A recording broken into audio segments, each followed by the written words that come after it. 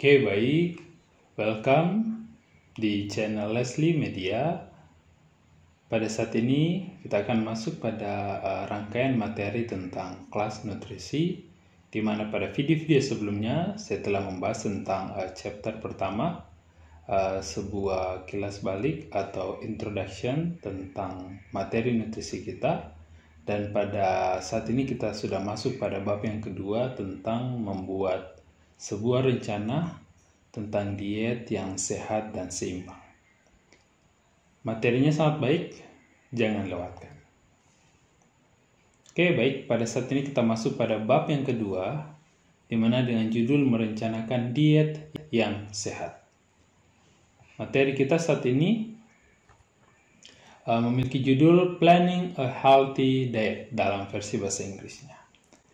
Pada bab 1 kita sudah belajar bagaimana aktivitas tubuh itu perlu didukung dengan nutrisi yang didapatkan yang kita peroleh dari apa yang kita makan.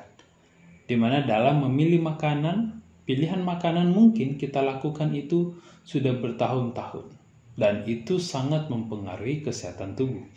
Dan pilihan yang buruk yang dilakukan secara konsisten tentu dapat meningkatkan resiko penyakit kronis. Pada bab ini akan menunjukkan bagaimana seseorang dapat memilih dari puluhan ribu makanan yang tersedia untuk menciptakan pola makan yang mendukung kesehatan. Nah, untungnya sebagian besar makanan menyediakan beberapa nutrisi. Jadi, salah satu trik untuk membuat perencanaan diet yang bijaksana adalah memilih kombinasi makanan yang memberikan beragam nutrisi, di mana bab ini dimulai dengan memperkenalkan prinsip-prinsip perencanaan diet dan pedoman diet yang dapat membantu seseorang dalam memilih makanan yang akan memberikan nutrisi tanpa kelebihan energi. Prinsip dan pedoman. Seberapa baikkah Anda menutrisi dirimu dengan tidak bergantung pada pemilihan salah satu jenis makanan? Sebaliknya, hal itu bergantung pada banyaknya pilihan makanan yang berbeda di saat makan selama berhari-hari, bulan, dan bertahun-tahun. Prinsip-prinsip perencanaan diet dan pedoman diet adalah konsep kunci yang perlu diingat setiap kali kita memilih makanan. Apakah itu berbelanja di toko kelontong, dari menu restoran, ataupun ketika kita menyiapkan makanan di rumah. Dalam prinsip perencanaan diet, perencana diet telah mengembangkan beberapa cara dalam memilih makanan. Apapun rencana atau kombinasi rencana yang mereka gunakan, pada dasarnya ada 6 prinsip perencanaan diet yang dikenal dengan 6 prinsip dasar perencanaan diet, yaitu kecukupan. Prinsip dasar yang pertama adalah kecukupan. Kecukupan berarti bahwa diet yang kita pilih menyediakan energi yang cukup dan semua nutrisi yang cukup untuk memenuhi kebutuhan dari orang yang sehat. Penggunaan nutrisi penting seperti zat besi misalnya, karena tubuh kehilangan beberapa zat besi setiap hari, di mana seseorang harus menggantinya dengan makan makanan yang mengandung zat besi. Seseorang yang dalam dietnya gagal menyediakan makanan yang kaya akan zat besi yang cukup dapat mengembangkan gejala anemia, defisiensi besi, di mana orang tersebut mungkin akan sering merasa lemah, lelah, dan lesu, bahkan sering sakit kepala. Dan ditemukan juga bahwa jumlah terkecil dari kerja otot mengalami kelelahan yang bisa ada gejala seperti kelumpuhan. Nah, untuk mencegah gejala defisiensi ini, seseorang harus memasukkan makanan yang memasuk zat besi yang cukup. Dan hal yang sama juga berlaku untuk semua nutrisi penting lainnya, seperti yang kita bahas pada bab yang pertama. Berikutnya, prinsip dasar berikutnya yaitu keseimbangan. Seni dalam mengatur keseimbangan diet atau pola makan melibatkan konsumsi yang cukup, tapi tidak terlalu banyak dari setiap jenis makanan. Mineral esensial seperti kalsium, zat besi jika digabungkan adalah gambaran pentingnya keseimbangan diet. Daging, ikan, unggas kaya akan zat besi tetapi miskin akan kandungan kalsium. Sebaliknya, produk susu kaya akan kalsium tetapi sangat kurang terhadap kandungan zat besi. menggunakan beberapa daging atau daging pengganti untuk mendapatkan asupan zat besi, dan di saat yang sama menggunakan beberapa produk susu atau produk susu untuk sebagai sumber kalsium, dan juga menyediakan ruang untuk makanan lain, karena diet yang terdiri dari hanya susu dan daging saja tentu tidak akan cukup. Untuk asupan nutrisi lainnya, seseorang tentu membutuhkan biji-bijian, sayur-sayuran, dan bahkan buah-buahan. Prinsip yang berikutnya adalah kontrol kalori, suplai energi. Dalam merancang diet yang cukup tanpa makan berlebihan membutuhkan perencanaan yang matang. Sekali lagi, keseimbangan memainkan peran kunci. Jumlah energi yang masuk ke tubuh dari makanan harus seimbang dengan jumlah energi yang digunakan oleh tubuh untuk menopang aktivitas metabolisme dan fisiknya. Nah, mengganggu keseimbangan ini dapat menyebabkan terjadinya kenaikan atau bahkan penurunan berat badan.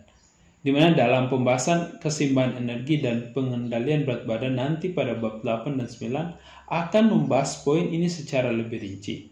Tetapi kuncinya adalah kita perlu mengontrol kalori dengan memilih makanan yang memiliki kandungan kepadatan nutrisi yang tinggi. Selanjutnya, prinsip dasar yang selanjutnya adalah kepadatan nutrisi. Untuk pola makan yang baik tanpa makan berlebihan, pilihlah makanan yang memberikan nutrisi paling banyak dengan energi makanan paling sedikit. Perlu kita pertimbangkan makanan yang mengandung kalsium misalnya.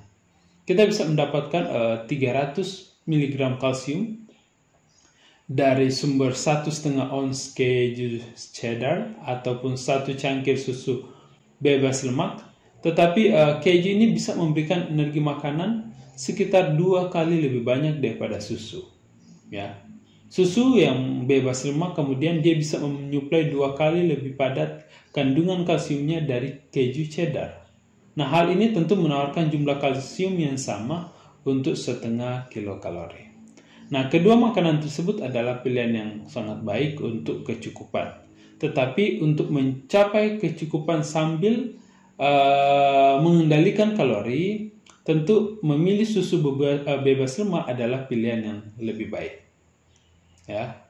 Nah, nanti pada bab 10 hingga 13 kita akan melihat di sana bagaimana melakukan pemilihan nutrisi yang disebut dengan padat nutrisi dan cara yang menyertainya, yang menjelaskan bagaimana membandingkan makanan berdasarkan kepadatan nutrisi.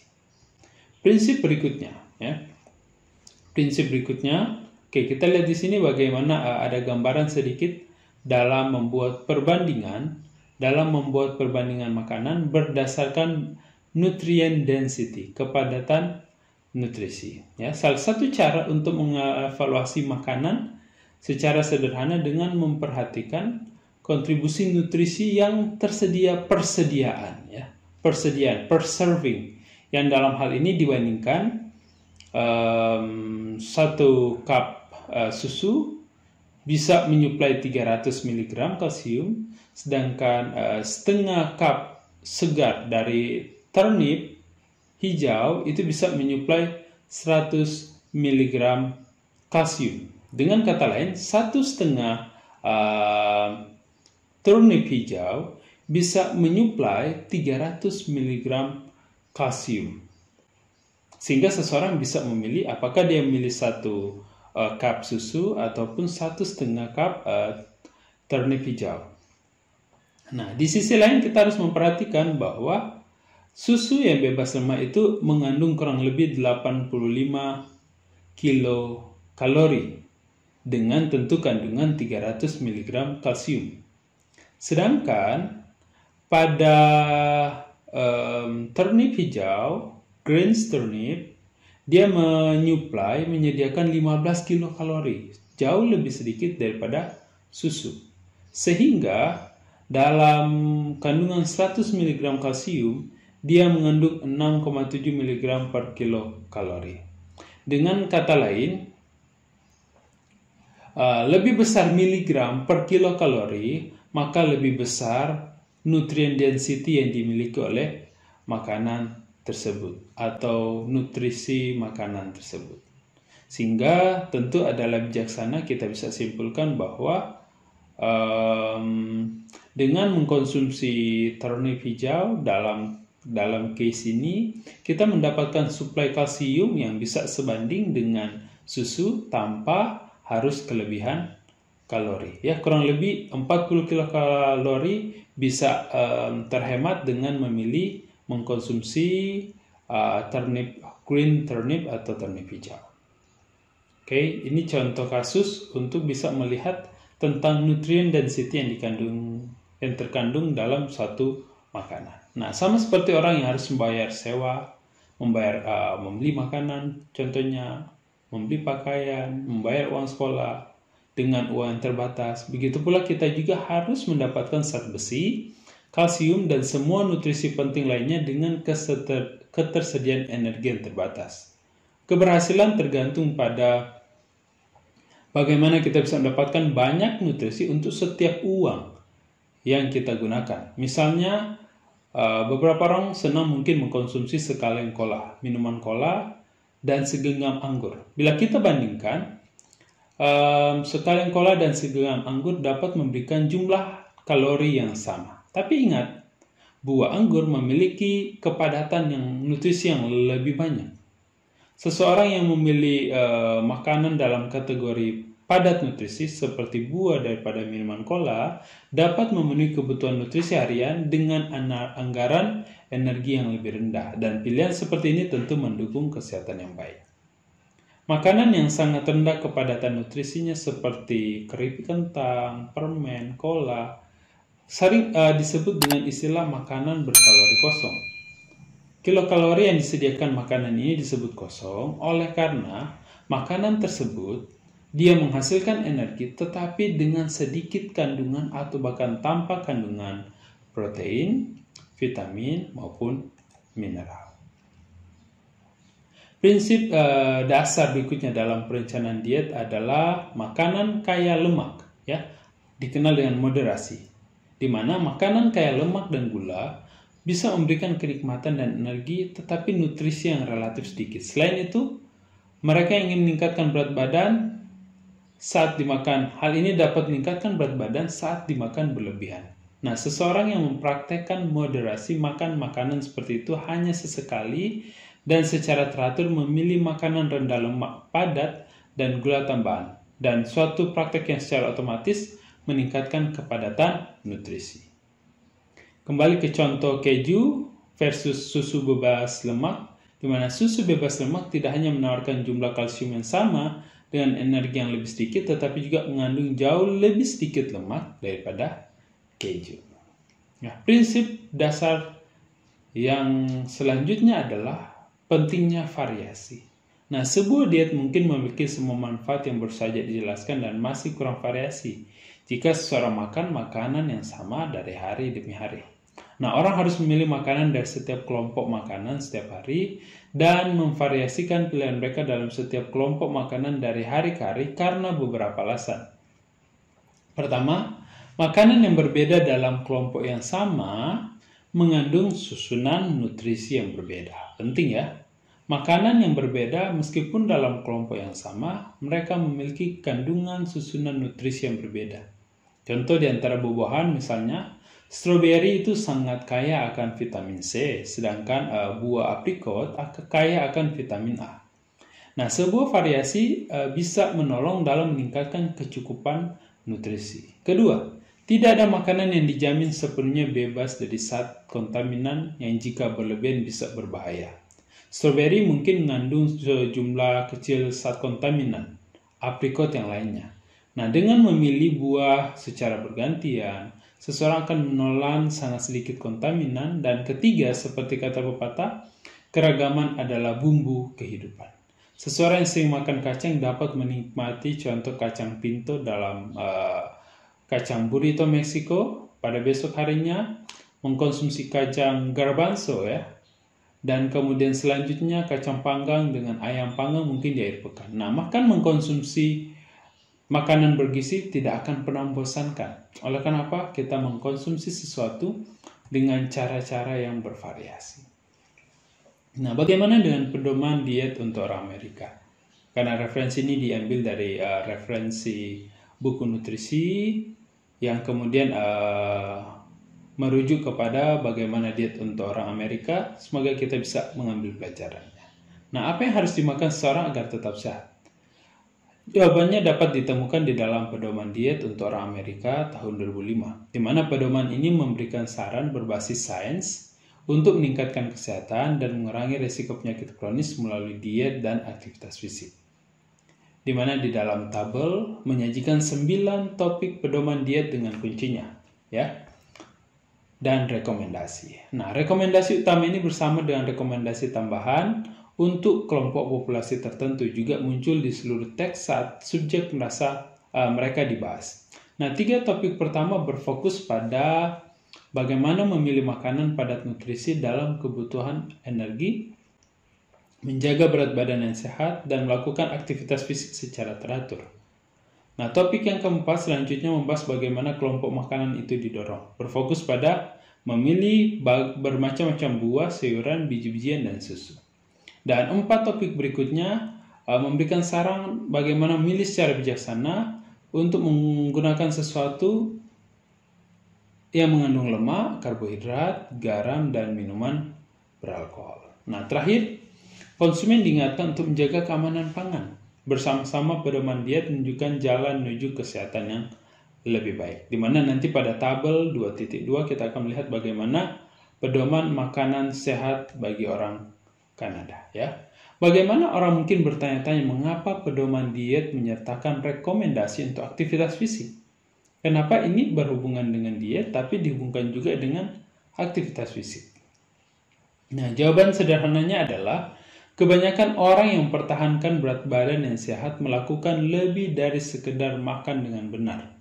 Mereka juga berolahraga, di mana setara dengan 60 menit atau lebih aktivitas fisik dengan intensitas sedang setiap hari. Dan seperti yang kita lihat berulang kali dalam materi kita, pilihan makanan dan aktivitas fisik merupakan kombinasi penting dalam mendukung kesehatan yang baik. Ini beberapa rekomendasi yang menjadi pedoman diet untuk orang Amerika tahun 2005. Ya. Yaitu nutrisi tercukupi sesuai kebutuhan energi, kemudian adanya manajemen berat badan, melakukan aktivitas fisik, kemudian kelompok makanan didorong untuk bervariasi, kemudian mengkonsumsi kurang dari 10% kalori lemak jenuh dan kurang dari 300 mg kolesterol per hari. Kemudian ada karbohidrat di sana. Yang direkomendasikan adalah mengkonsumsi buah, sayur, biji-bijian yang kaya serat sesering mungkin dengan mengurangi kandungan makanan yang mengandung gula sesedikit mungkin.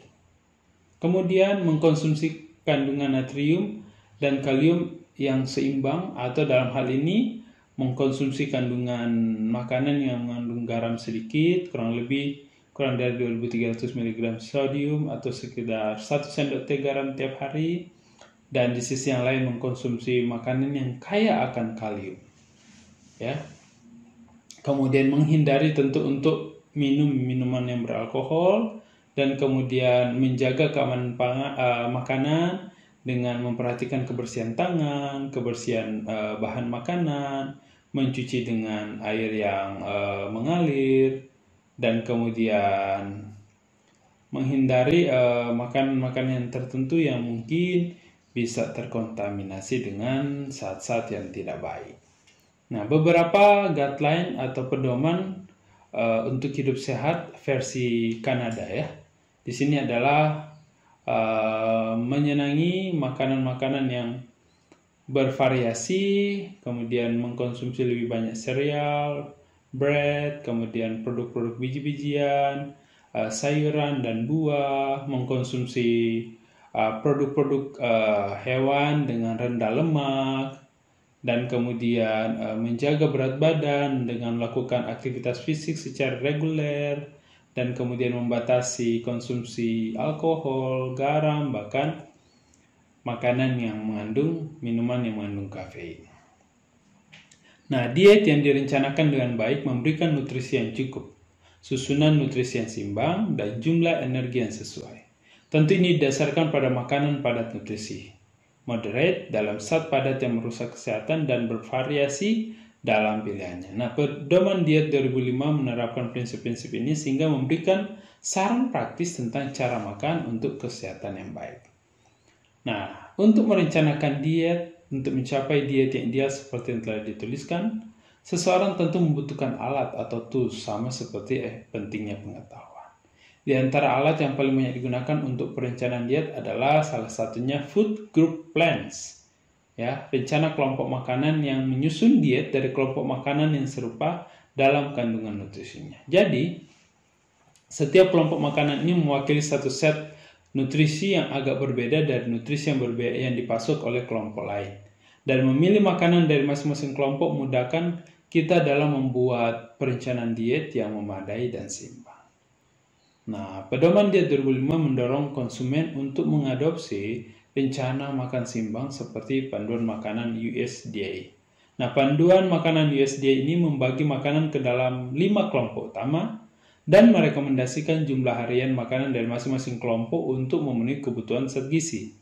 Selain menyajikan kelompok makanan, gambar juga tersebut mencantumkan nutrisi yang paling menonjol dari setiap kelompok, porsi yang setara, dan makanan dalam setiap kelompok yang diurutkan berdasarkan kepadatan nutrisi. Bagaimana dengan jumlah yang direkomendasikan?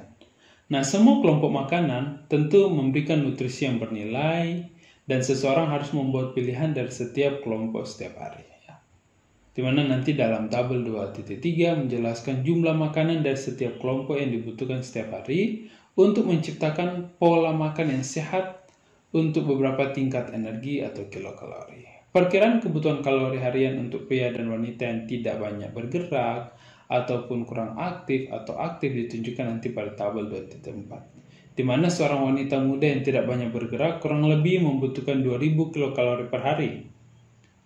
Misalnya, dia memilih 2 cangkir buah atau 2 mangkok buah, 2,5 mangkok sayuran, ya, 6 ons makanan biji-bijian, 5,5 ons daging, unggas atau ikan, atau yang setara, ya, pengganti seperti polong-polongan, telur, biji-bijian atau kacang-kacangan, 3 mangkok atau cangkir susu atau yogurt, atau jumlah yang setara dengan keju atau produk kedelai yang diperkaya. Selain itu, sejumlah kecil minyak tak jenuh seperti minyak sayur, minyak kacang-kacangan, zaitun, ikan berlemak diperlukan untuk memasok nutrisi yang dibutuhkan.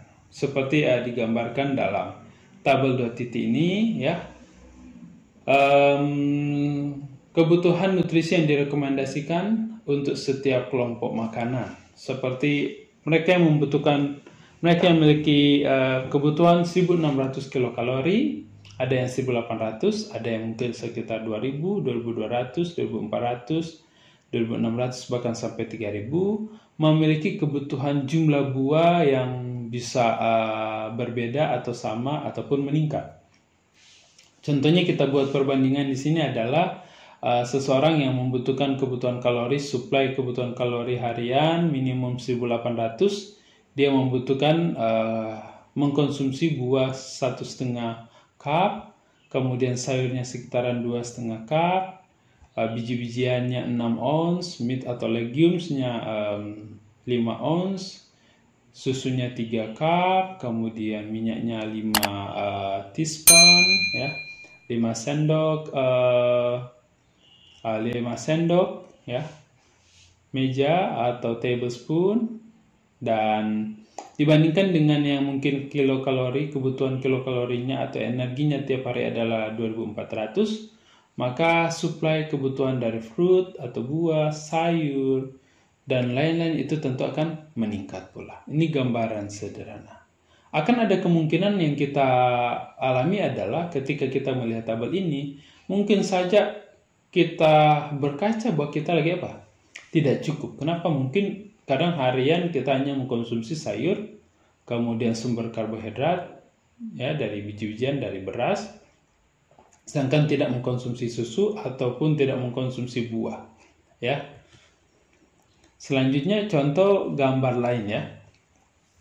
Mengkonsumsi buah yang bervariasi dan tidak lebih dari 1/3 yang direkomendasikan sebagai jus buah, ya. Di sini contohnya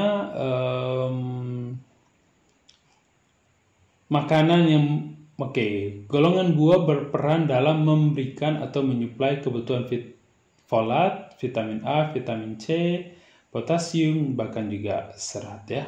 Di sini ada perhitungan perbandingan yang umum digunakan di mana setengah cup fruit buah itu sama dengan setengah cup buah yang segar ataupun sudah dibekukan ataupun sudah dikemas dalam bentuk kalengan ya.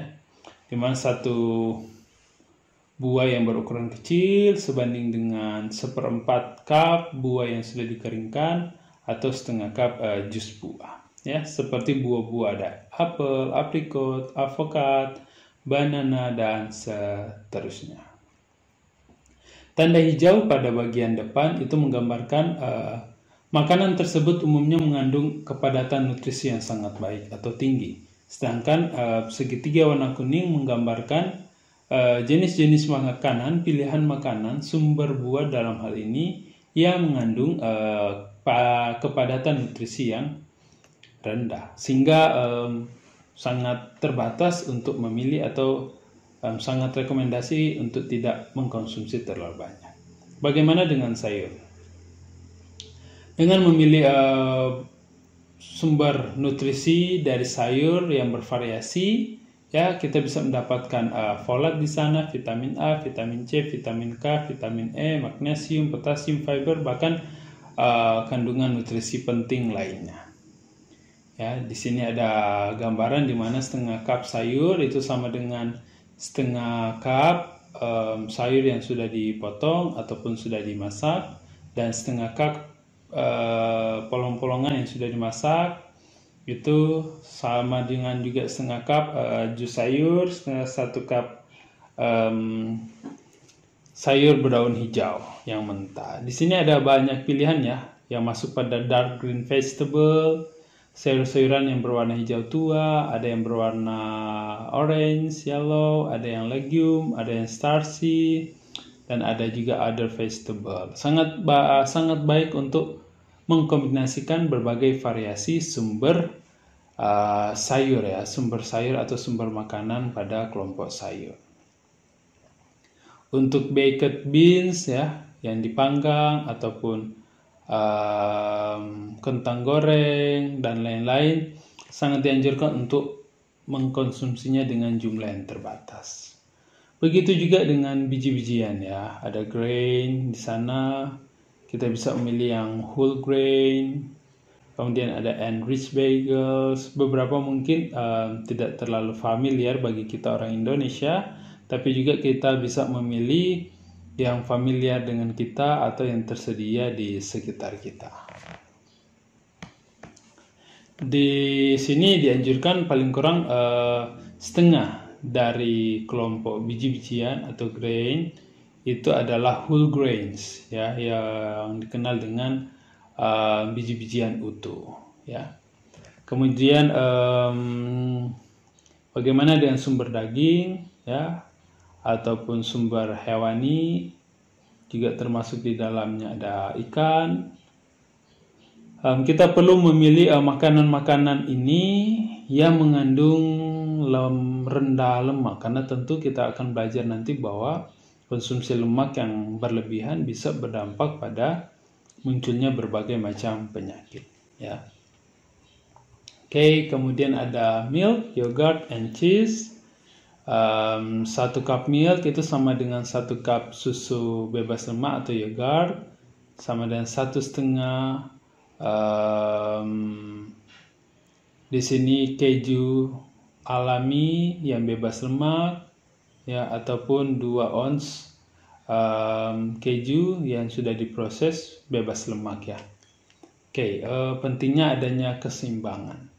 Dan di sini juga direkomendasikan untuk mengkonsumsi minyak ya. Minyak dengan kategori tadi sudah dijelaskan pada tabel awal sesuai dengan kebutuhan kilokalori masing-masing tentunya. Di sini digambarkan bahwa 1 tablespoon, 1 sendok makan minyak itu sama dengan 1 tablespoon mayonnaise, 2 tablespoon untuk salad dressing, dan 1 tablespoon untuk minyak sayur. Ya, oke. Penting di sini untuk kita membatasi makanan-makanan ataupun makanan-makanan yang mengandung lemak maupun yang mengandung tambahan-tambahan gula.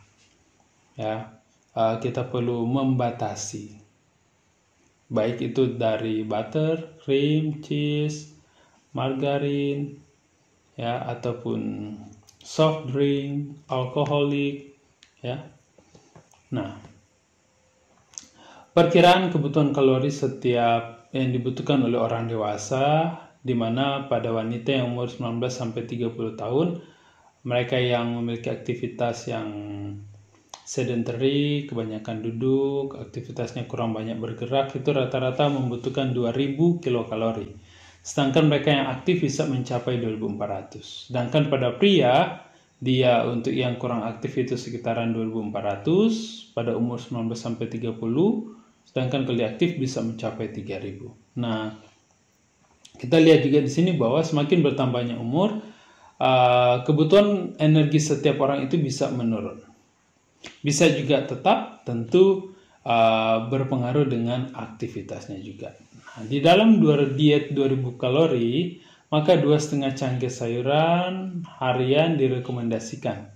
Harus bervariasi di antara subkelompok selama seminggu, seperti yang ditunjukkan pada tabel 2.5, di mana dengan kata lain, mengkonsumsi 2,5 cup kentang atau bahkan bayam yang kaya nutrisi setiap hari selama 7 hari, tentu tidak mampu memenuhi asupan sayur yang direkomendasikan. Kentang dan bayam adalah pilihan yang sangat baik bila dikonsumsi seimbang dengan sayuran dari subkelompok lainnya. Nah, asupan sayuran dirata-ratakan dengan tepat selama seminggu, tidak perlu masukkan setiap subkelompok setiap hari. Ya.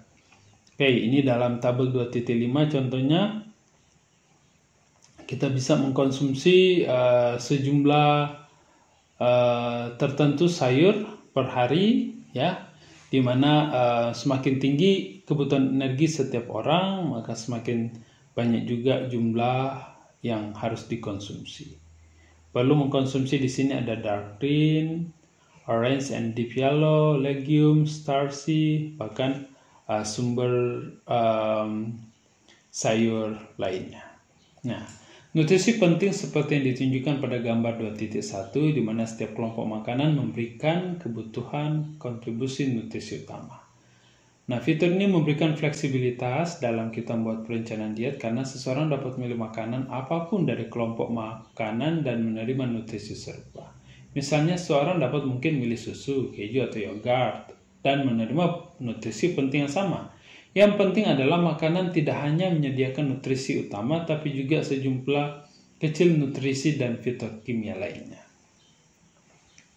Karena kacang-kacangan menyumbangkan nutrisi utama yang sama, terutama protein, zat besi, seng, seperti yang terkandung pada daging, unggas, dan ikan, maka mereka termasuk dalam kelompok makan yang sama. Nah, untuk alasan inilah kacang-kacangan berguna sebagai alternatif pengganti daging, dan juga merupakan sumber serat, vitamin B, folat yang sangat baik. Nah, untuk mendorong konsumsi yang sering, USDA Food Guide juga masukkan kacang-kacangan sebagai subkelompok dari kelompok sayuran, di mana legum, polong-polongan termasuk dalam kelompok sayuran, atau juga bisa masuk pada kelompok daging dan kelompok daging. Nah, pada umumnya orang yang rutin makan daging, unggas, dan ikan akan menghitung kacang-kacangan sebagai sayuran. Dan orang yang vegetarian dan orang lain yang jarang makan daging, unggas, atau ikan akan menghitung kacang-kacangan itu dalam kelompok daging atau pengganti daging, juga kelompok polong-polongan. Nah, panduan makanan USDA mendorong kita untuk mengkonsumsi yang lebih besar dari kelompok makanan tertentu untuk memberikan nutrisi yang paling sering kurang dalam makanan orang Amerika. Secara umum, kebanyakan orang perlu makan, yaitu lebih banyak sayuran hijau tua penting, sayuran yang berwarna orange, kacang-kacangan, lebih banyak buah-buahan, biji-bijian, dan susu, rendah lemak, dan produk susu. Kemudian lebih sedikit biji-bijian yang sudah diolah, ataupun yang mengandung lemak, gula tambahan, dan kalori total yang tinggi. Penting sekali memperhatikan kepadatan nutrisi, sehingga USDA Food Guide memberikan landasan untuk diet sehat dengan menekankan pilihan padat nutrisi dalam setiap kelompok makanan. Dengan memilih makanan padat nutrisi secara konsisten, seseorang dapat memperoleh semua nutrisi yang dibutuhkan dan tetap mengontrol kalori. Sebaliknya, mengkonsumsi makanan yang kepadatan nutrisinya rendah tentu membuat kita sulit mendapatkan nutrisi yang cukup tanpa melebihi kebutuhan energi dan menambah berat badan. Nah, untuk alasan ini, konsumen harus memilih makanan rendah lemak dari masing-masing kelompok dan makanan tanpa tambahan lemak atau gula. Misalnya susu bebas lemak sebagai pengganti susu utuh, ayam panggang tanpa kulit sebagai pengganti hotdog, kacang hijau sebagai pengganti kentang goreng, jus jeruk sebagai pengganti jus buah, roti gandum contohnya sebagai pengganti biskuit. Nah, pada gambar 2.1 menunjukkan bagaimana makanan mana dalam setiap kelompok yang kepadatan nutrisinya tinggi atau rendah. Minyak adalah pengecualian. Meskipun minyak adalah lemak murni dan karena itu kaya akan kalori, sejumlah kecil minyak dari sumber seperti kacang, ikan, minyak nabati tentu diperlukan setiap hari untuk memberikan nutrisi yang kurang dari makanan yang lain. Nah, ada yang dikenal dengan istilah discretionary kilocalorie allowance, di mana ini adalah sebuah istilah untuk makanan dan minuman yang tidak diperlukan untuk memberikan nutrisi bagi kebutuhan tubuh manusia, tetapi bisa ditambahkan sebagai bagian untuk memberikan suplai variasi pada diet makanan seseorang. Nah, umumnya discretionary foods and drink ini adalah jenis makanan yang mengandung energi yang tinggi, kemudian lemak yang jenuh tinggi, garam ataupun gula, dengan hanya memiliki nilai gizi yang rendah. Nah, pada setiap tingkatan kilokalori, seseorang yang secara konsisten memilih makanan padat nutrisi mungkin dapat memenuhi kebutuhan nutrisinya tanpa menghabiskan seluruh kalorinya. Perbedaan antara kilokalori yang dibutuhkan untuk masuk nutrisi dan yang dibutuhkan untuk energi itu dikenal dengan istilah discretionary kilocalorie allowance. Ya. Kemudian seperti yang kita lihat pada gambar, ya, mencakup penyisian kilokalori untuk beberapa tingkat kilokalori. Seseorang dan kalori yang tersedia dapat memilih untuk makan makanan padat nutrisi tambahan seperti porsi ekstra, ya, ayam atau tanpa kulit atau jagung. Pilih beberapa makanan dengan lemak atau gula tambahan seperti susu rendah lemak atau sereal manis. Tambahkan sedikit lemak atau gula pada makanan seperti mentega atau jelly pada roti panggang. Ya, nah ini beberapa hal yang mungkin ditambahkan sangat sedikit. Nah, pun kita tidak mengkonsumsi adalah jauh lebih baik dengan tetap memperhatikan suplai makanan untuk mencapai kebutuhan energi setiap hari. Nah, seseorang yang ingin menurunkan berat badan dapat memilih untuk yaitu tidak menggunakan kilokalori yang tersedia dari discretionary kilocalorie allowance. Lemak gula yang ditambahkan selalu dihitung sebagai kalori tambahan, di mana kilokalori dari lemak, susu, dan daging berlemak tinggi juga dihitung di antara kilokalori discretionary. Nah, ini membantu untuk kita memikirkan susu bebas lemak sebagai susu dan susu murni atau susu rendah lemak sebagai susu dengan tambahan lemak. Demikian pula daging harus yang paling ramping, potongan lainnya adalah daging dengan tambahan lemak.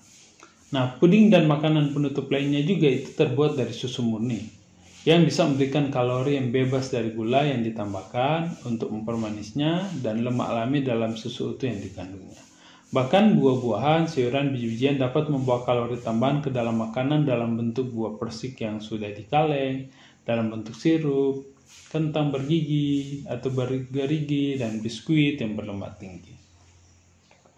Nah, kilokalori tambahan harus dihitung secara terpisah dari kilokalori makanan padat nutrisi yang menjadi bagiannya, di mana kaki ayam dalam hal ini contohnya memberikan kalori yang tidak terbatas dari dua sumber. Yang pertama dari lemak alami kulit ayam dan lemak tambahan yang diserap selama menggoreng, ya. Sehingga Kilokalori dari ayam tanpa kulit di bawahnya bukanlah kilokalori tambahan, tetapi mereka diperlukan untuk memberikan nutrisi pada ayam ya. Nah, penyajian yang ekuivalen. Jumlah penyajian yang direkomendasikan untuk buah-buahan, sayuran, dan susu diukur dalam cangkir ataupun cup, untuk biji-bijian dan daging dalam ons.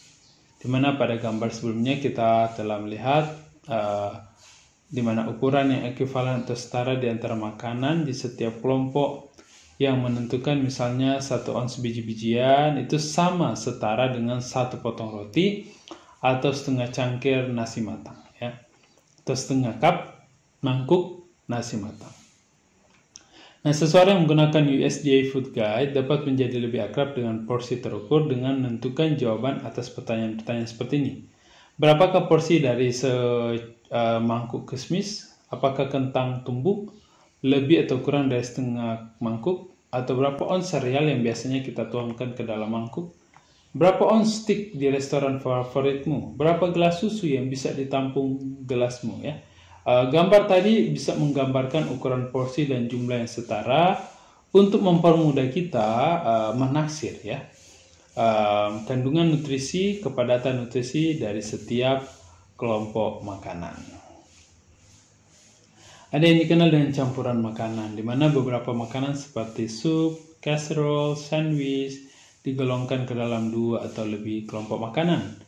Dengan sedikit latihan, seseorang dapat belajar melihat campuran makanan ini sebagai item dari berbagai kelompok makanan. Misalnya, dari sudut pandang panduan makanan USDA, taco itu mewakili 4 kelompok makanan yang berbeda, di mana kulit taco dari biji-bijian, bawang bombay, selada, dan tomat dari kelompok sayuran lain, dan daging giling yang terkandung dalam taco itu adalah kelompok daging dan juga mengandung keju dari kelompok susu.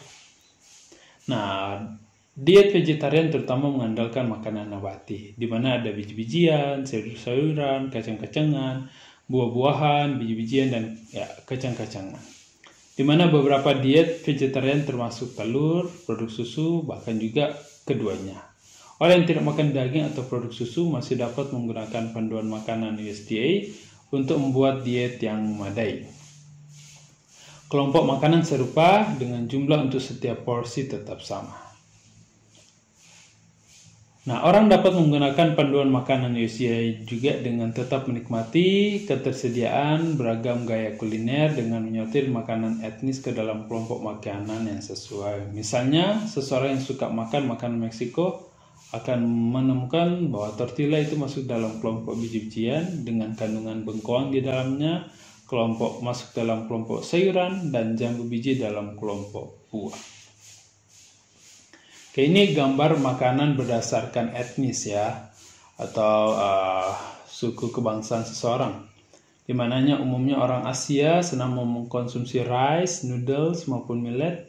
Sedangkan Mediterania mengkonsumsi bread, pasta, rice, ada bulgur. Kemudian Meksiko senang mengkonsumsi tortillas, ada taco, ada rice. Begitu juga vegetable, ada perbedaan, fruits, sesuai tergantung pada yang tumbuh pada daerah masing-masingnya. Kemudian ada meat and legume, kemudian ada susu ya. Nah, USDA ini akhirnya menciptakan alat pendidikan yang disebut dengan My Pyramid untuk mengilustrasikan konsep panduan diet dan panduan makanan USDA. Di mana gambar 2.2 menyajikan gambar grafis My Pyramid yang dirancang untuk mendorong konsumen membuat pilihan makanan sehat dan aktivitas setiap hari. Bahan berlimpah yang mendukung My Pyramid membantu konsumen memilih jenis dan jumlah makanan untuk dimakan setiap hari. Di mana selain membuat rencana pribadi, konsumen dapat menemukan tips untuk membantu mereka memperbaiki pola makan dan gaya hidup mereka dengan mengambil langkah-langkah kecil setiap hari. Ya, ini gambarannya My Pyramid. Oke, semakin tinggi di sini digambarkan semakin sempit piramidanya, itu menggambarkan pembatasan pada makanan-makanan tertentu seperti mungkin yang mengandung lemak tinggi maupun ada tambahan sugar. Kemudian gambar seseorang yang lagi naik di sebuah tangga menggambarkan seseorang perlu aktif dalam aktivitas setiap hari. Ya, warna yang lebih dari satu ada orange, hijau, merah, kuning dan seterusnya merupakan sebuah ilustrasi yang menggambarkan tentang 5 kelompok makanan tambah 1 kelompok minyak. Kemudian ada semakin besar gambarnya seperti ini warna orange, itu berarti semakin besar pula intake anjuran makanan untuk kelompok makanan tersebut. Tetapi semakin kecil itu menggambarkan semakin sedikit juga rekomendasi makanan yang kita makan pada kelompok makanan tersebut. Seperti di sini grain perlu banyak, vegetable, sayur, buah, sedangkan untuk kelompok oil sedikit, milk juga cukup, dan apalagi lebih sedikit daging ya, meats ya. Nah, dalam rencana kelompok makanan sangat cocok untuk membantu seorang mencapai kecukupan diet, keseimbangan, dan variasi. Nah, daftar pertukaran memberikan bantuan tambahan dalam mencapai kontrol kalori dan moderasi ya. Awalnya dikembangkan untuk penderita diabetes, namun sistem pertukaran ini juga terbukti membantu dalam merencanakan diet secara umum.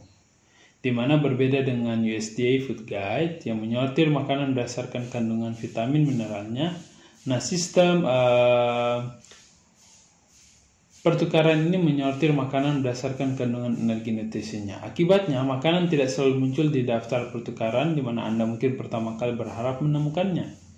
Misalnya keju dikelompokkan dengan daging karena seperti halnya daging, keju menyumbangkan energi dari protein, lemak, tetapi menyediakan juga karbohidrat yang tidak dapat kita abaikan. Nah, untuk alasan yang sama, sayuran bertepung seperti jagung, kacang hijau, kentang terdaftar dan biji-bijian pada daftar pati, namun dalam daftar pati dalam sistem pertukaran bukan dalam kelompok sayur-sayuran. Demikian juga zaitun tidak digolongkan sebagai buah seperti yang diklaim, tetapi mereka diklasifikasikan sebagai sumber lemak karena kandungan lemaknya membuat mereka lebih mirip dengan minyak daripada buah. Nah, bacon dan kacang-kacangan juga ada dalam daftar lemak untuk mengingatkan bahwa di dalam bacon dan kacang-kacangan itu mengandung juga lemak yang tinggi.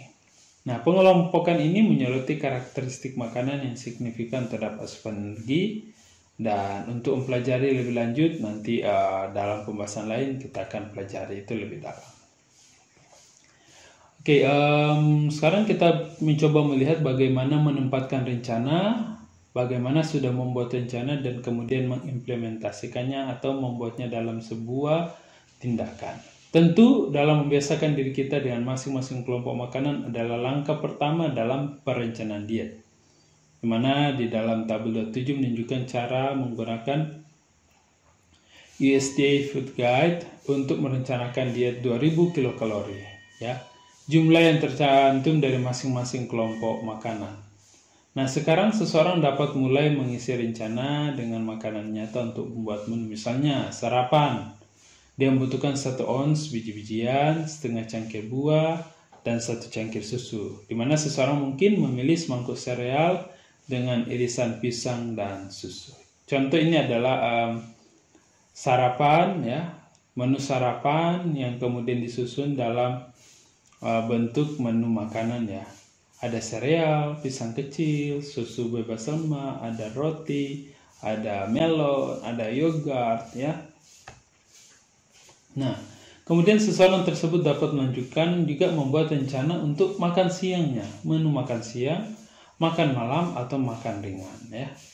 Dan kemudian rencana akhir akan terlihat seperti pada gambar nanti 2.4 dengan tambahan sedikit minyak, di mana contoh rencana diet ini menyediakan sekitar 1850 kilokalori dan nutrisi penting dalam jumlah yang cukup. Seperti yang kita lihat, kita semua membuat keputusan terkait makanan yang terhitung jumlahnya setiap hari. Apakah kita punya rencana atau tidak, mengikuti rencana seperti USDA Food Guide yang menggabungkan rekomendasi kesehatan dan prinsip perencanaan diet dapat membantu seseorang membuat keputusan yang bijaksana. Dari pedoman, kita masukkan ke dalam daftar belanja. Ya, tadi kita sudah buat dapat gambaran bagaimana pedoman menurut pedoman diet orang Amerika. Kemudian kita sudah melihat tabel yang berisi pengelompokan nutrisi. Kemudian kita sudah lihat contoh-contoh bagaimana menyiapkan menu diet sarapan pagi. Dan sekarang bagaimana kita membawa daftar pedoman itu ke dalam daftar belanjaan untuk kemudian dipraktikkan di rumah kita. Nah, penting rekomendasi diet menekankan bahwa makanan kaya nutrisi seperti biji-bijian, buah-buahan, sayuran, daging tanpa lemak, ya, kemudian ikan atau produk susu rendah lemak dan lain-lain. Kita dapat merancang diet seperti itu untuk diri kita, tapi bagaimana kita mulainya? Mulailah dengan makanan yang kita sukai atau yang kita senangi atau yang kita nikmati. Kemudian cobalah untuk membuat sedikit perbaikan, ya, sedikit demi sedikit.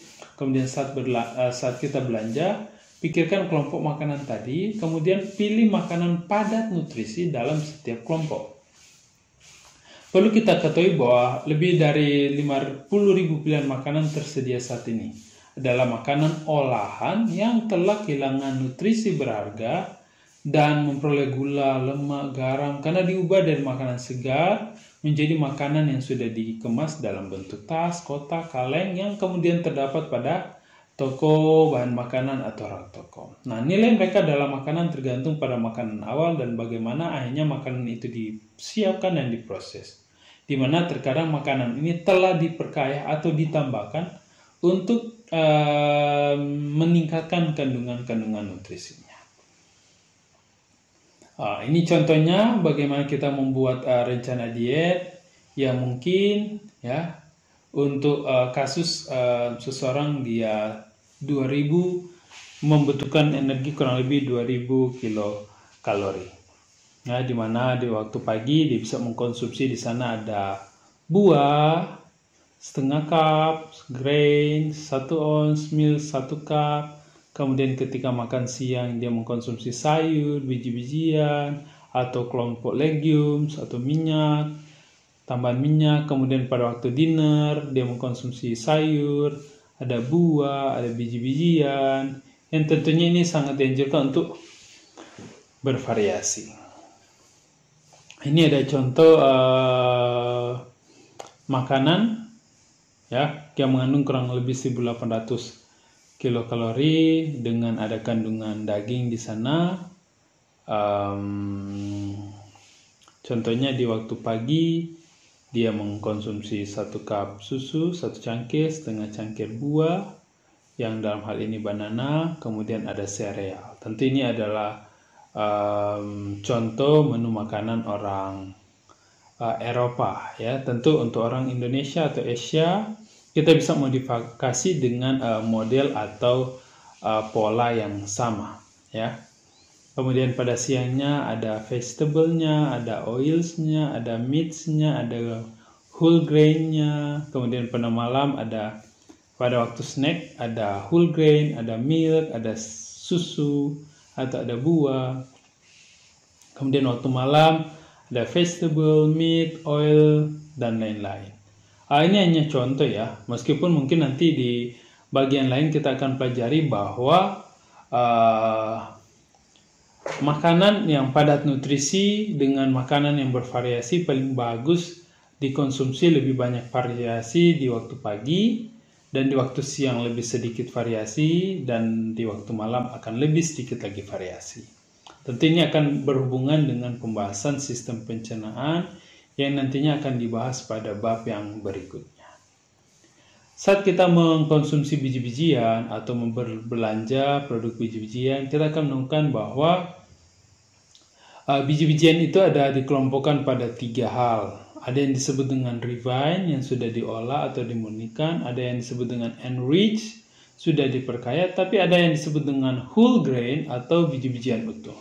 Nah, istilah-istilah ini berfokus atau mengacu pada proses penyediaan dan pembuatan produk biji-bijian. Dan hal ini tentu memiliki implikasi nutrisi yang berbeda, seperti yang tergambar pada gambar 2.5. Contohnya pada gandum, ya, bagian atas yang disebut dengan bran itu sangat kaya terhadap nutrisi dan kemudian serat. Sedangkan di bagian dalamnya itu ada yang disebut dengan endosperm, yaitu mengandung zat pati dan protein, dan kemudian ada bagian bawahnya itu disebut dengan germ, yang ini juga kaya akan vitamin dan mineral yang membantu untuk kehidupan atau kesehatan, yang kemudian akhirnya bisa jadi bakal kehidupan dari biji-bijian tersebut. Kemudian lapisan luarnya adalah sumber makanan serat namun tidak dapat dicerna oleh tubuh, ya. Nah, biji-bijian utuh akan disebut utuh bila dia mengandung germnya dan juga mengandung bran-nya, dan tentu hal ini sangat tinggi kandungan nutrisinya, ya. Di sini dikatakan bahwa produk biji-bijian utuh mungkin kaya akan serat dan semua nutrisi yang ditemukan dalam biji-bijian asli. Dengan demikian, produk biji-bijian mendukung kesehatan yang baik dan harus mencakup setidaknya setengah dari kebutuhan biji-bijian setiap hari. Nah, pada praktek secara umum, untuk menghaluskan tepung terigu yang digunakan untuk roti, mereka menggiling dan kemudian membuang bran dan germnya. Sehingga dalam hal ini seseorang mengalami kehilangan banyak nutrisi secara tragis. Akibatnya pada awal tahun 1940-an, Kongres mengeluarkan undang-undang yang mengharuskan semua produk biji-bijian yang melintasi batas negara diperkaya atau enrich dengan kandungan besi, tiamin, riboflavin, dan niacin. Yang kemudian pada tahun 96 ini diubah dan kemudian masukkan folat, vitamin yang dianggap penting dalam pencegahan beberapa masalah cacat lahir. Sebagian besar produk biji-bijian yang telah dimurnikan seperti nasi, pasta gandum seperti makaroni dan spaghetti, dan sereal, baik yang dimasak maupun yang siap dimakan, itu ada yang diperkaya. Dan biasanya hal ini ditulis pada labelnya. Nah, proses enrichment tidak membuat sepotong roti akhirnya kaya akan nutrisi akibat tambahan. Tetapi orang yang makan beberapa potong sari mendapatkan lebih banyak nutrisi daripada mereka yang dapatkan dari roti yang tidak diperkaya. Meskipun pada dasarnya proses enrich pada tepung membantu mencegah kekurangan nutrisi, namun tentu gagal untuk mengkompensasi hilangnya banyak nutrisi dan serat lainnya yang terdapat pada kondisi utuh. Seperti kita lihat pada gambar 2.6, warna orange itu adalah suplai kandungan nutrisi pada biji-bijian yang utuh, sedangkan warna ungu pada roti yang diperkaya, sedangkan warna biru adalah roti yang tidak diperkaya. Pada warna orange kita lihat bahwa roti yang mengandung biji-bijian utuh mengandung zat besi yang sangat tinggi, niacin yang sangat tinggi, kemudian vitamin B6, magnesium, zinc, dan fiber. Nah, kita berbicara tentang sereal. Sarapan sereal siap saji adalah makanan yang paling banyak di pasaran. Dan seperti makanan yang diperkaya memiliki nutrisi yang ditambahkan selama pemrosesan. Tetapi dalam makanan yang diperkaya, nutrisi tambahan mungkin tidak ada dalam produk aslinya. Sehingga beberapa sereal sarapan yang terbuat dari tepung halus, diperkaya dengan vitamin dan mineral dosis tinggi yang sebenarnya lebih seperti suplemen yang disamarkan sebagai sereal daripada dalam bentuk biji-bijiannya utuh. Nah, mereka mungkin tampaknya bergizi, sehubungan dan nutrisi yang ditambahkan, tapi terkadang gagal untuk memberikan variasi spektrum nutrisi penuh yang mungkin disediakan oleh makanan gandum atau campuran makanan tersebut. Sehingga makanan yang telah diperkaya membantu orang tentu sebenarnya memenuhi kebutuhan vitamin dan mineral mereka. Ada poster-poster yang ditempelkan dalam produk toko kelontong yang mendorong seseorang untuk makan 5 kali sehari. Di mana upaya tersebut sebenarnya merupakan bagian dari mengkampanyekan pendidikan nasional untuk meningkatkan konsumsi buah dan sayur dari 5-9 porsi setiap hari. Dan untuk membantu konsumen mengingat makan berbagai buah dan sayuran, dalam kampanye tersebut terkadang memberikan tips praktis seperti memilih dari masing-masing 5 warna. Memilih sayuran segar sesering mungkin, terutama sayuran berdaun hijau tua, kuning orange seperti bayam, brokoli, dan ubi jalar. Dimasak atau mentah, sayuran itu adalah sumber vitamin, mineral, dan serat yang baik. Sayuran beku dan kalengan tanpa tambahan garam adalah alternatif yang dapat diterima daripada yang segar. Nah, untuk mengontrol asupan lemak, energi, dan natrium, batasi mentega dan garam pada sayuran. Pilih sering dari berbagai kacang-kacangan yang tersedia. Karena sayuran adalah pilihan makanan yang ekonomis, rendah lemak, bergizi, dan kaya serat. Sedangkan buah, pilihlah buah-buahan segar sesering mungkin, terutama jeruk, kuning orange seperti melon ataupun buah persik, di mana buah-buahan beku, kering, dan kalengan tanpa tambahan gula merupakan alternatif yang dapat diterima untuk menggantikan yang segar, di mana buah-buahan masuk vitamin, mineral, serat, fitokimia yang berharga. Mereka ada tambahan rasa, warna, tekstur pada makanan, dan rasa manis alaminya membuat menyenangkan. Buah sebagai camilan ataupun makanan penutup. Jus buah adalah minuman sehat tetapi mengandung sedikit serat makanan dibandingkan dengan mengkonsumsi buah utuh. Buah utuh memuaskan nafsu makan lebih baik daripada jus, sehingga membantu orang membatasi asupan energi makanan. Nah, bagi orang yang membutuhkan energi makanan ekstra, jus adalah pilihan yang baik. Ketahuilah bahwa minuman atau aides, buah manis sebagian besar mengandung air, gula, sedikit jus untuk penyedap rasa. Beberapa mungkin telah diperkaya dengan vitamin C atau kalsium, tetapi kekurangan nilai gizi zat penting lainnya. Selanjutnya, bagaimana dengan nutrisi pada daging, ikan, dan unggas? Daging, ikan, dan unggas menyediakan mineral penting seperti zat besi dan seng, vitamin B, serta protein yang berlimpah. Untuk membeli dan menyiapkan makanan ini tanpa kelebihan energi, lemak, dan natrium, dibutuhkan sedikit pengetahuan dan perencanaan. Karena saat berbelanja di bagian daging, pilihlah ikan, unggas, potongan daging sapi, ya, yang tanpa lemak ataupun yang disebut dengan diberi nama bulat atau pinggang. Ya, tentu sangat direkomendasikan untuk memilih jenis-jenis makanan daging sumber yang halal, di mana sebagai panduan ada tulisan-tulisan seperti prime or choice yang umumnya di situ dikatakan memiliki lebih banyak lemak daripada potongan daging yang dituliskan select. Nah, restoran biasanya menyajikan potongan utama, daging yang digiling, bahkan daging giling tanpa lemak, di mana dapat mendapatkan sebagian besar energi makanannya dari lemak. Sehingga kita dapat minta tukang daging untuk memangkas dan menggiling stik bulat tanpa lemak sebagai gantinya.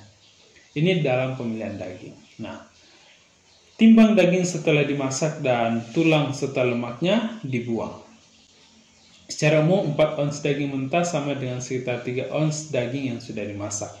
Beberapa contoh porsi 3 ons daging termasuk 1 potongan daging, setengah dada ayam atau 1 stik atau hamburger seukuran dan setumpuk karton. Ya.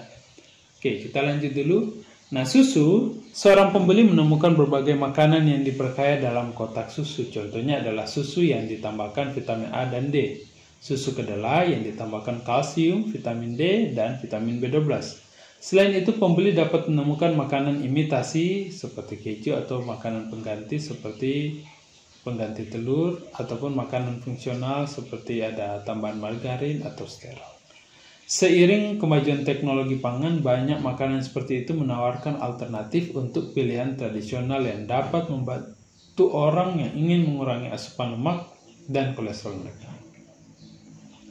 Saat berbelanja, pilihlah susu bebas lemak atau rendah lemak, yogurt, dan keju ya. Dalam pilihan tersebut, membantu konsumen memenuhi kebutuhan vitamin dan mineral mereka dalam batas energi dan lemak mereka.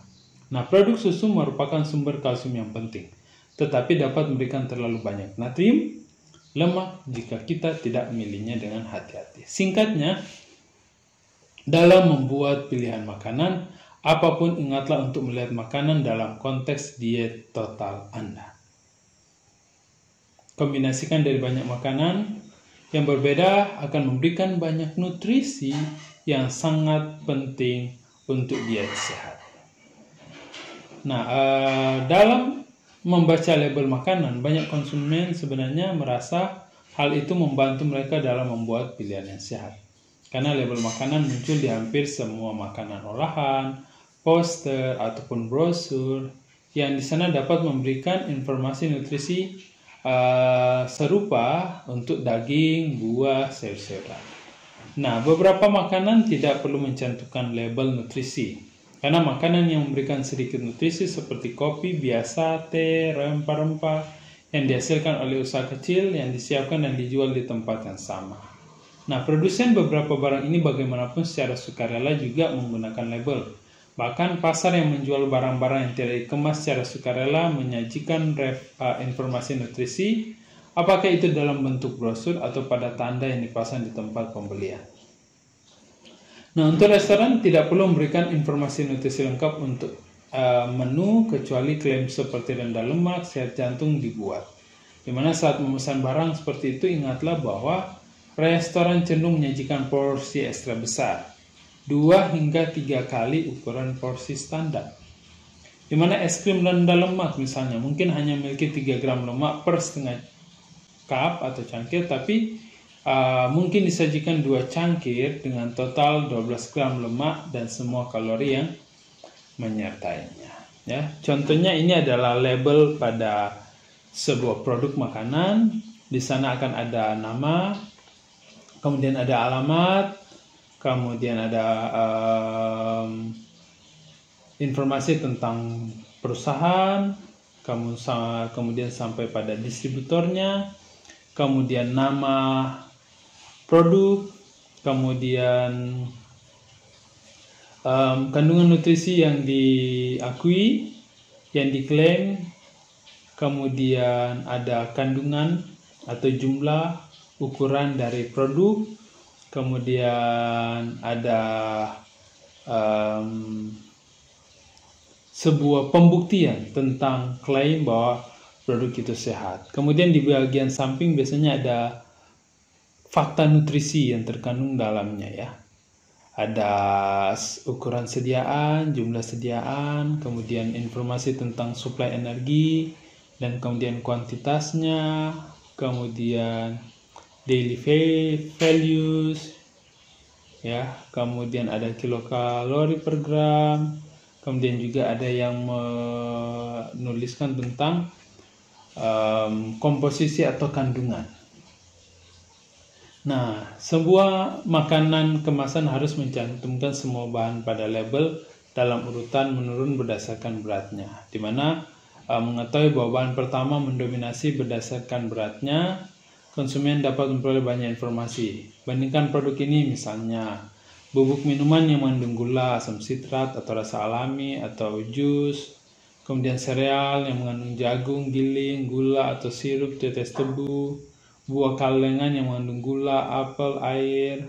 Dalam setiap perbandingan ini konsumen dapat melihat bahwa produk kedua lebih padat nutrisi ya. Nah, karena label menyajikan informasi nutrisi per porsi, label harus mengidentifikasi ukuran porsi. Food and Drug Administration atau FDA telah menetapkan ukuran porsi khusus untuk berbagai makanan dan mengharuskan semua label untuk produk tertentu menggunakan ukuran porsi yang sama. Misalnya, ukuran penyajian untuk semua es krim adalah setengah cangkir atau setengah mangkuk. Dan untuk semua minuman dengan ukuran 8 ons cairan. Nah, ini memfasilitasi perbandingan belanja, di mana konsumen dapat melihat sekilas merek mana yang memiliki kalori atau gram lemak lebih banyak atau lebih sedikit misalnya. Di mana ukuran porsi standar dinyatakan dalam ukuran rumah tangga, seperti cangkir atau ukuran metrik atau seperti mililiter untuk mengakomodasi pengguna kedua jenis ukuran tersebut. Nah, saat memeriksa fakta nutrisi pada label makanan, konsumen perlu membandingkan ukuran porsi pada label dengan berapa banyak yang sebenarnya mereka makan dan menyesuaikan perhitungannya. Misalnya, jika ukuran penyajiannya adalah 4 kue dan Anda hanya makan 2, maka Anda perlu memotong nilai gizi dan kalorinya menjadi 2. Sama halnya jika Anda makan 8, maka Anda perlu mengalihkannya atau menggandakan nilainya. Perhatikan juga bahwa tas kecil atau barang yang dibungkus satu persatu seperti keripik, permen, mungkin berisi lebih dari 1 porsi, di mana jumlah porsi per wadah tercantum tepat di bawah ukuran porsi. Perlu kita ketahui bahwa ukuran porsi pada label makanan tidak selalu sama dengan yang ada di aturan USDA Food Guide.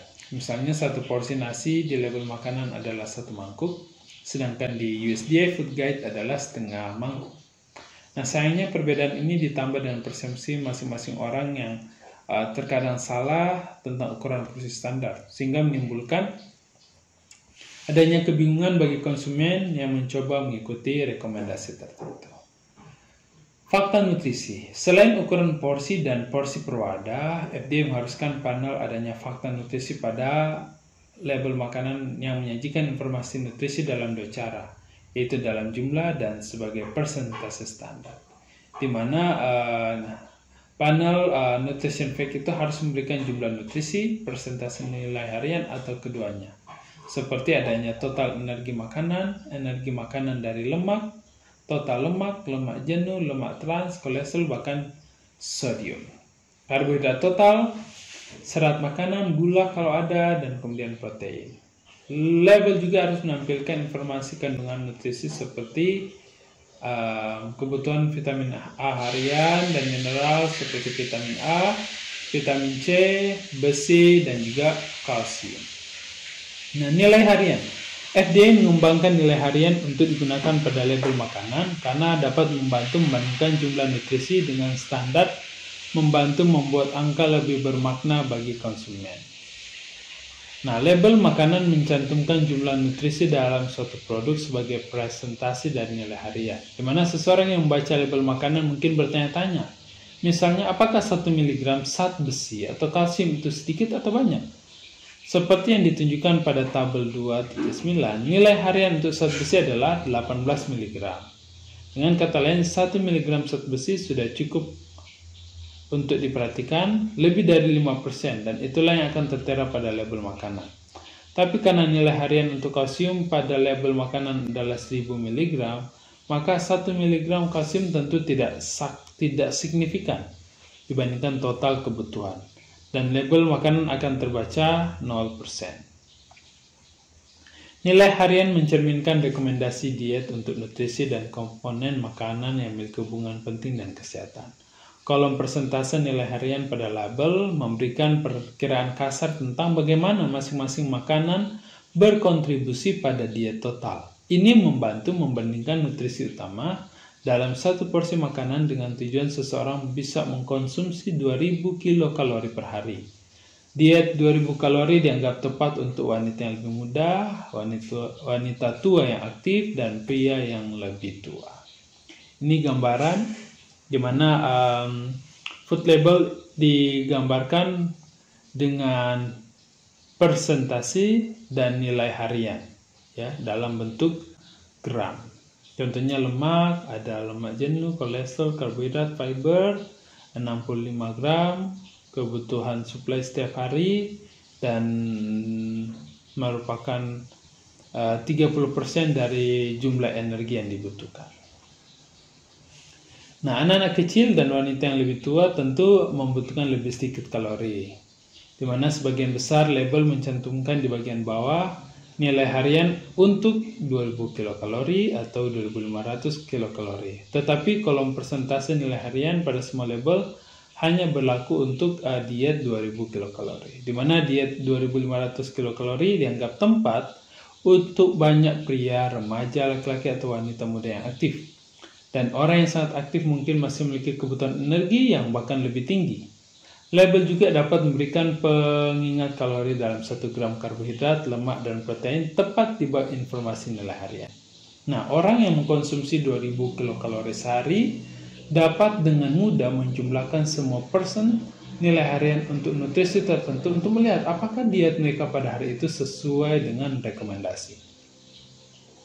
Orang yang membutuhkan lebih atau kurang dari 2000 kalori setiap hari harus melakukan beberapa perhitungan untuk melihat bagaimana makanan dibandingkan dengan tujuan nutrisi pribadi mereka. Mereka dapat menggunakan kolom perhitungan pada tabel 2.9 atau saran yang disajikan dalam fitur yang menyertainya. Nah, perlu kita perhatikan bahwa nilai harian membantu konsumen melihat dengan mudah apakah suatu makanan berkontribusi sedikit atau banyak. Misalnya kolom persentase nilai harian pada label makaroni dan keju mungkin menyatakan 20% untuk lemak, Ini memberitahu konsumen bahwa setiap porsi makanan ini mengandung 20% dari 65 gram lemak yang dialokasikan pada itu. Sehingga seseorang yang mengkonsumsi 2000 kilokalori dapat dengan mudah melacak persentase nilai harian dari makanan yang dia makan dalam sehari dan mencoba untuk tidak melebihi dari 100%. Ketahuilah bahwa untuk beberapa nutrisi, kita akan ingin memilih makanan dengan persentase nilai harian yang rendah, dan untuk yang lain, apakah itu seperti kalsium serat, kita mengharapkan menginginkan persentase nilai harian yang tinggi. Untuk menentukan apakah makanan tertentu merupakan pilihan yang bijaksana, konsumen perlu mempertimbangkan tempatnya dalam makanan di antara semua makanan lain yang dimakan pada siang hari. Nah, nilai harian juga memudahkan untuk membandingkan makanan. Misalnya, konsumen mungkin menemukan bahwa makaroni dan keju memiliki nilai harian untuk lemak sebesar 20%. Sedangkan makaroni dan keju yang dibuat dari campuran kotak memiliki nilai harian sebesar 15%. Dengan membandingkan label, maka konsumen dapat memperhatikan asupan lemak mereka dan dapat membuat keputusan yang tepat. Nah, nilai harian yang digunakan pada label itu didasarkan pada nilai-nilai dari Recommended Dietary Allowances di tahun 1968, dan sejak tahun 1997 RDA atau asupan referensi diet mencerminkan penelitian ilmiah tentang diet dan kesehatan telah dirilis, dan ada suatu upaya untuk memperbarui nilai harian berdasarkan rekomendasi saat ini dan kemudian membuat label itu lebih efektif dan lebih mudah untuk dipahami. Ya. Contohnya kebutuhan harian yang tertera pada label produk makanan itu adalah 2000 kilokalori, tapi kita sebenarnya bisa menghitung ya kebutuhan kilokalori setiap hari atau nilai daily value-nya berdasarkan dengan rekomendasi energi yang dianjurkan. Contohnya asupan kalori kita adalah 1500. Untuk menghitung berapa kebutuhan kita setiap hari akan lemak, maka kita bisa mengkalikannya dengan kebutuhan kebutuhan dari suplai lemak kurang lebih 30%. Caranya adalah 1500 kilokalori yang kita butuhkan setiap hari dikali dengan 0,30 kilokalori dari lemak. Maka kita akan mendapatkan dari 1500 energi yang kita butuhkan, ada kurang lebih 450 kilokalori kita bisa dapatkan dari lemak. Sehingga kilokalori dari lemak yang terdaftar pada label makanan bisa menambah ya semua kebutuhan kilokalori dari lemak nilainya untuk setiap hari, di mana 450 itu merupakan batas atas ya, batas atas. Ini gambarannya untuk kita bisa menghitung. Nah, seseorang yang mau untuk menghitung jumlah lemaknya dalam gram bisa membagikan 450 kilokalori dari lemak dengan membaginya dengan 9 kilokalori per gram untuk menentukan berapa lemak dalam ukuran gram. Sehingga kita dapatkan dari total 450 kilokalori lemak yang dibutuhkan setiap hari dibagi dengan 9 kilokalori per gram, maka kebutuhan akan lemak dalam ukuran gram adalah 50 gram lemak. Nah, cara lain adalah seseorang bisa menghitung 1500 kilokalori yang dibutuhkan itu adalah 75% dari 2000 kilokalori. Caranya demikian, yaitu 1500 kilokalori dibahagi dengan 2000 kilokalori sama dengan 0,75, di mana 0,75 kali 100 sama dengan 75%. Ya. Daripada mencoba untuk kita mengkonsumsi dengan total 100% dalam nilai harian, seseorang dalam mengkonsumsi sumber energi 1500 kilokalori akan mungkin bertujuan untuk mencapai 75%-nya. Ya. Contohnya seseorang yang mengkonsumsi energi dengan total 2.800, ingin mencapai 140% contohnya. Maka caranya 2.800 dibagi 2.000 kilokalori, hasilnya adalah sama dengan 1,40 atau 1.000 atau 140%. Ya. Oke, ini perhitungan estimasi. Nah, bagaimana dengan klaim nutrisi yang terkandung? Pernahkah kita mendengar frase seperti mengandung sumber serat yang baik, mengandung kaya kalsium? Ini merupakan klaim nutrisi yang dapat digunakan pada label selama itu memenuhi aturan FDA, di mana mencakup kondisi di mana setiap istilah dapat digunakan. Misalnya, selain memiliki kurang dari 2 mg kolesterol, produk bebas kolesterol tidak boleh mengandung lebih dari 2 gram lemak jenuh atau lemak trans yang digabungkan berporsi.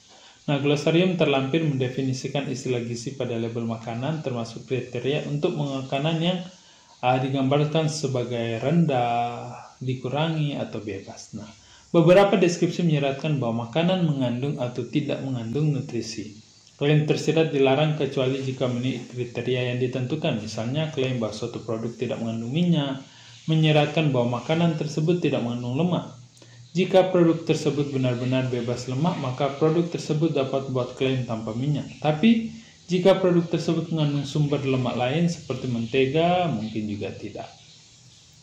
Oke, ini beberapa istilah yang digunakan, bisa kita pelajari, ya.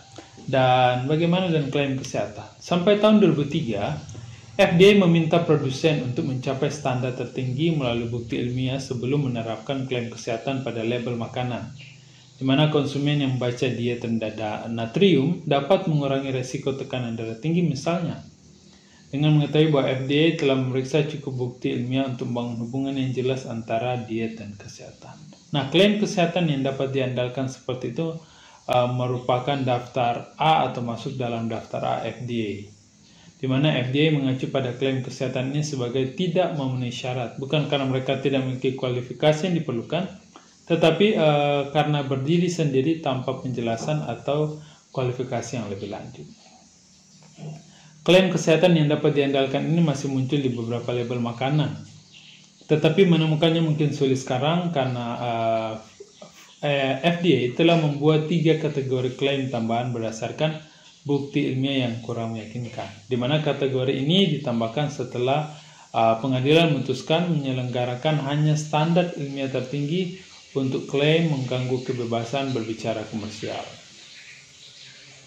Nah, produsen makanan berpendapat bahwa mereka harus diizinkan untuk memberitahu konsumen tentang kemungkinan manfaat berdasarkan bukti yang kurang jelas dan meyakinkan, dan FDA harus mengizinkan produsen untuk memberikan informasi tentang nutrisi makanan yang menunjukkan janji awal bahwa dapat mencegah penyakit, di mana klaim kesehatan ini memenuhi syarat, bukan karena memenuhi kualifikasi, tetapi membutuhkan penjelasan yang memenuhi syarat. Misalnya, penelitian yang sangat terbatas dan awal menunjukkan bahwa makan setengah hingga 1 cangkir tomat atau sus tomat seminggu dapat mengurangi risiko kanker prostat.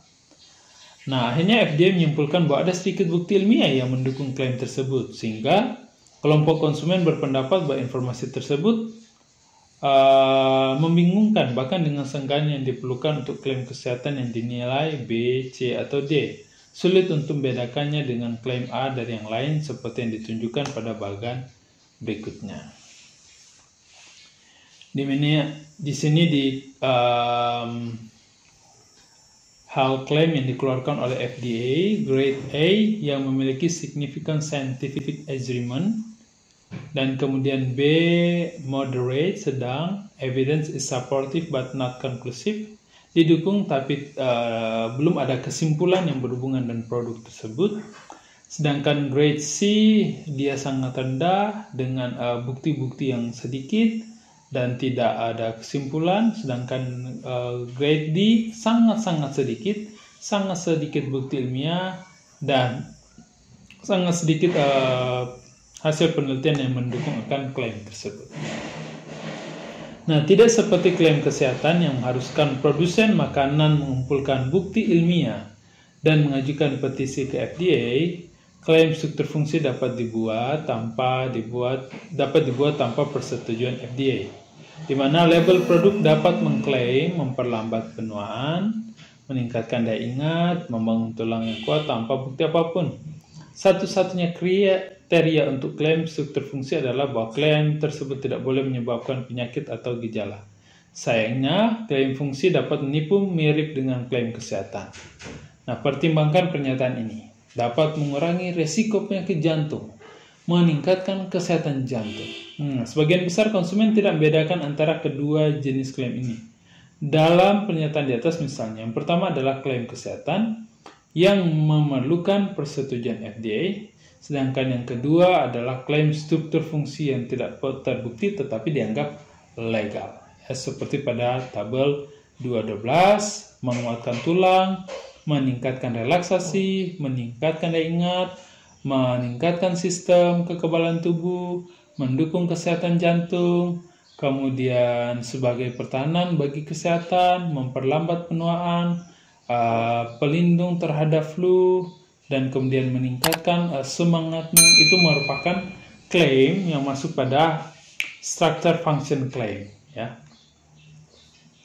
Oke, di sini ada beberapa guideline dalam kita memilih makanan, ya. Nah, karena label hanya berharga jika orang tahu cara menggunakannya, maka FDA merancang beberapa program untuk mendidik konsumen, di mana konsumen yang memahami cara membaca label paling mampu menerapkan informasi untuk mencapai dan mempertahankan praktek diet yang sehat. Di mana pada tabel 2.13, ini tabelnya, di sana digambarkan pesan dari pedoman diet 2005, ya. Di mana untuk mempromosikan makanan sehat dan aktivitas fisik, Healthier US Initiative mengkoordinasikan upaya program pendidikan nasional yang dikembangkan oleh lembaga pemerintah. Misi dari inisiatif ini adalah untuk menyampaikan pesan sederhana yang akan memotivasi konsumen untuk membuat perubahan kecil dalam makan dan fisik mereka. Kebiasaan aktivitas untuk menghasilkan imbalan besar. Penting bahwa label makanan memberi konsumen informasi yang mereka butuhkan untuk memilih makanan yang akan membantu mereka memenuhi tujuan nutrisi dan kesehatan mereka. Ketika label berisi informasi relevan yang disajikan dalam format standar yang mudah dibaca, konsumen sudah siap untuk merencanakan dan membuat pola makan yang sehat. Nah, rahasia untuk membuat pilihan makanan sehat adalah dengan belajar masukkan pedoman tadi dan panduan makanan USDA ke dalam proses pengambilan keputusan kita. Nah, bandingkan makanan yang biasa kita makan dengan yang tertera pada USDA Food Guide untuk kebutuhan energi, dan kemudian perhatikan kelompok makanan mana yang biasanya terwakili, berlebihan, ataupun bahkan kurang terwakili. Dan dalam hal ini, jelaskan pilihan kita dalam setiap kelompok makanan dari hari ke hari, serta tuliskan saran realistis untuk meningkatkan variasi dalam makanan kita. Tulis surat untuk diri kita sendiri yang menjelaskan bagaimana perubahan pola makan yang kita lakukan untuk meningkatkan peluang menikmati kesehatan yang baik. Demikian kita telah membahas tentang bab yang kedua dengan topik merencanakan diet yang sehat atau planning a healthy diet. Bila ada pertanyaan, boleh tuliskan di kolom komentar. Jangan lewatkan untuk pembahasan berikutnya yang nantinya kita akan bahas lebih dalam lagi dengan topik yang lebih menarik bersama dengan saya di channel Leslie Media. Semoga bermanfaat. Selamat menjalankan aktivitas kita hari ini.